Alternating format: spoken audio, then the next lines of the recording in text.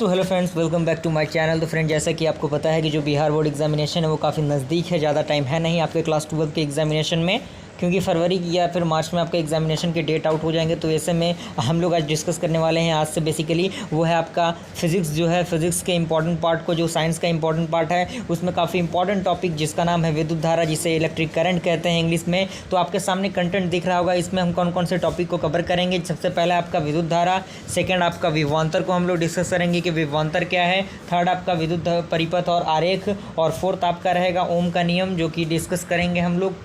Fifth आपका electron का अपवाह एवं प्रतिरोधकता का उद्गम, और सिक्स हम डिस्कस करेंगे ओम के नियम को की सीमाएं जो हैं उनको, और सेवन आप हम डिस्कस करेंगे विभिन्न पदार्थों का प्रतिरोधकता, और उसके अगला हम डिस्कस करेंगे प्रतिरोधकता की ताप पर निर्भरता, और आगे हम लोग डिस्कस करेंगे विद्युत ऊर्जा शक्ति, और 10th नंबर जो है हम डिस्कस करेंगे प्रतिरोधकों का संयोजन, जो कि आपका श्रेणी क्रम तथा समांतर क्रम में जो संयोजन होता है उन संयोजन को हम लोग देखेंगे। और अगला टॉपिक जो रहेगा वो रहेगा सेल, विद्युत वाहक बल जिसे ईएमएफ कहते हैं, आंतरिक प्रतिरोध, इन सारे टॉपिक को हम डिस्कस करेंगे। और अगला हमारा रहेगा श्रेणी तथा पार्श्वक्रम, यानी जो आपका सीरीज वाइज और पैरेलल वाइज जो सेल का कम्बिनेशन होता है उनको हम लोग डिस्कस करेंगे। और उसके अगला हम लोग किरचॉफ लॉ को देखेंगे, और अगला हम लोग व्हीटस्टोन ब्रिज को देखेंगे, मीटर ब्रिज को देखेंगे, और आपका विभव मापी को देखेंगे। यानी ये जो तीन इंपॉर्टेंट टॉपिक है वो आपका 5 नंबर का क्वेश्चन आपका एग्जामिनेशन में बनता है। तो ये टॉपिक आपका वीवीआई है, तो इसको आपको मिस नहीं करना है। ओके,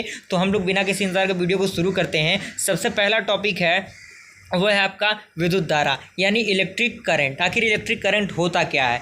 तो कह रहा है कि आवेशों के प्रवाह के दर को विद्युत धारा कहते हैं। यानी जितना आवेश हमारा प्रति मिनट जो प्रवाह होता है उसी को हम विद्युत धारा कहते हैं, यानी इलेक्ट्रिक करंट कहते हैं, जिसे हम क्या किससे डिनोट करते हैं, इसे आई से सूचित किया जाता है, जो आपका आई दे रहा है। और यदि आवेशों के प्रवाह की दर अस्थाई हो तो विद्युत धारा का जो फॉर्मूला होगा I = Q/T, जहाँ पे आपका I क्या है, विद्युत धारा है, और Q आपका उस पर आवेश है, और T आपका वो समय है जितना समय उसमें चेंज हो रहा है। ओके, उसके बाद एक पॉइंट कह रहा है कि यदि आवेशों के प्रवाह की दर अस्थाई हो, यानी अस्थाई हो, तो उस कंडीशन में हमारा जो फॉर्मूला होगा I = dQ/dt, यानी जो चेंजेस होगा उसको हम लोग क्या करेंगे, डिफ्रेंशिएट करेंगे। तो ये आपका बेसिकली पॉइंट क्लियर हुआ। आई होप यहाँ तक क्लियर हुआ। उसके बाद जो आपका अगला पॉइंट है, इसमें कह रहा है कि विद्युत धारा का एसआई मात्रक। जी हाँ, विद्युत धारा का एसआई मात्रक आपका क्या होता है, एम्पियर होता है, जिसे 1 एम्पियर = 1 कूलम सेकेंड इनवर्स हम लिख सकते हैं अकॉर्डिंग टू फार्मूला के यूज़ से भी अब आप यहाँ से लिख सकते हैं, क्योंकि आप यहाँ पे देखेंगे कि आवेश का क्या होता है, कूलम होता है, और समय का क्या होता है, सेकेंड होता है। तो यहाँ पे कूलम सेकेंड इनवर्स आप आसानी से लिख सकते हैं। ओके, और उसके बाद कह रहा है विद्युत धारा का डायमेंशन यानी विमा। तो विद्युत धारा का विमा आपका ए होता है या फिर, तो फ्रेंड यहाँ से विद्युत धारा का आप देख सकते हैं कि विद्युत धारा की जो दिशा होती है वो धनावेश के प्रवाह की दिशा की ओर होती है। और अगला पॉइंट इसमें कह रहा है कि विद्युत धारा को एमीटर द्वारा मापा जाता है, यानी ज्ञात किया जाता है। तो फ्रेंड, अगर हम बात करें विद्युत धारा की, अगर एग्जामिनेशन में आपका पूछता है कि विद्युत धारा क्या है, तो आपको क्या करना है, इन सारी टॉपिक को अच्छी तरीके से लिख के आना है, ताकि एग्जामिनर खुश हो। ओके, क्योंकि आपको नंबर किसी न किसी तरीके से बटोरना है, तो उस कंडीशन में आप सारे पॉइंट को लिखेंगे तो अच्छा नंबर आपको मिलेगा, और पॉइंट वाइज चीज़ें आप लिखेंगे तो बेहतरीन तरीके से आपको नंबर दिया जाएगा।